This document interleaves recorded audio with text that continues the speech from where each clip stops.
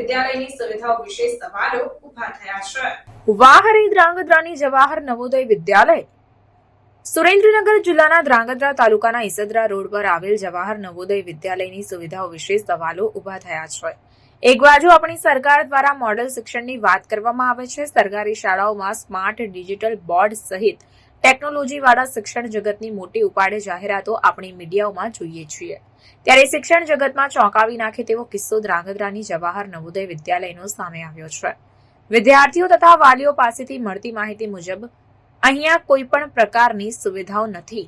જી હા, આપણે રિયાલિટી જોઈએ તો એક બાજુ સરકાર દ્વારા સ્વચ્છ શૌચાલય, ઘર ઘર શૌચાલયની વાતો કરવામાં આવે છે, ત્યારે આ વિદ્યાલયની શૌચાલયની વાત કરીએ તો વિદ્યાર્થીઓ માટે ખૂબ જ દુઃખદ બાબત છે। અત્યંત ખરાબ અને દુર્ગંધ મારતા શૌચાલયો તથા બાથરૂમોમાં વિદ્યાર્થીઓ ના છૂટકે ઉપયોગ કરવો પડે છે, તો બીજી બાજુ સ્વચ્છ પાણી, તો પાણીના ટાંકાની હાલત જોતા આ પાણી પીવાથી વિદ્યાર્થીઓ શું બીમાર નહીં પડતા હોય? પીવાનું પાણી પણ સ્વચ્છ નથી, ત્યારે રસોઈ ઘરમાં જીવજંતુઓ, માખીઓનો ઉપદ્રવ જોવા મળ્યો।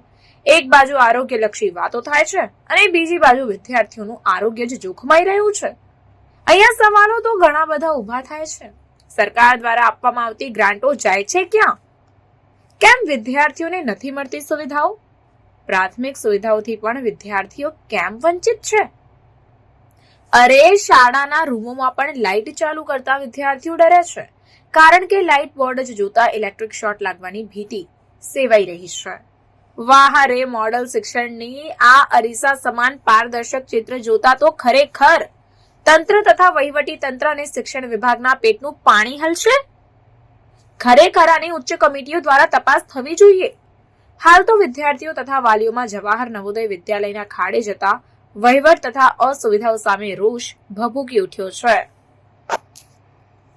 સામે જે બાથરૂમ રહ્યું એમાં કેટલા સમયથી શોર્ટ આવે છે? આ બાથરૂમમાં એક જ બાથરૂમમાં કે બધા બાથરૂમમાં? બેટા લાઈટ ચાલુ કરીને કેમ ભાઈ બરો એવું લીધું ત્યાં અહીંયા શોર્ટ આવે છે ક્યાં વળી કરી દો ચાલુ બરોબર આખી આવી તો પોઝિશન છે એમ ને ઓકે તો આ ઉપર એ પછી આવું નવું જ છે કે અમારે ખુલ્લું જ રહે આ કપડાં હુકવવામાં તમને બીક નહીં લાગતી હોય શોર્ટની બેટા ટીવીમાં હે ને વાઈફાઈ ચાલુ હોય ને તો હે ને સને કહીને કે ઘડી કરીને ચાલુ કરો તો ડાયરેક્ટ 8 વાળા સર ને પેડથી મારે છે। ગયા સર 8 શું નામ છે?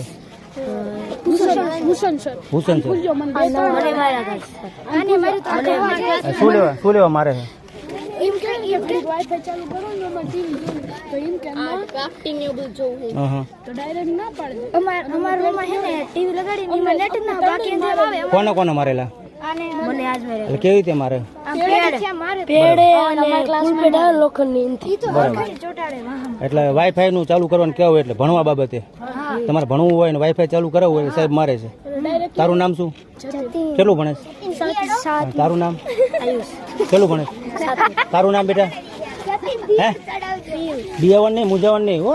વિજય છે। હું જવાહર નવોદયમાં 2 વર્ષથી અભ્યાસ કરું છું।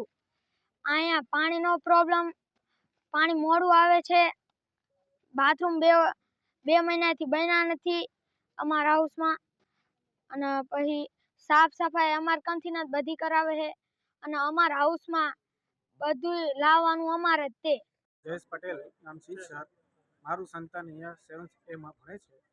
એને એ તકલીફ છે કે અહીંયા જ્યારથી ભણે છે ત્યારથી પીવાલાયક પાણી નથી। જો પીવાલાયક પાણી વિદ્યાર્થીને નહીં મળે તો એની સાથે આરોગ્ય સાથે ચેડા થાય એટલે અમારે મેડિકલ લીવ લેવી પડે। મેડિકલ લીવ લે એટલે એનો અભ્યાસ બગડે। તો આના માટે જેની પ્રશાસન શું કરે છે? ક્યારે થશે?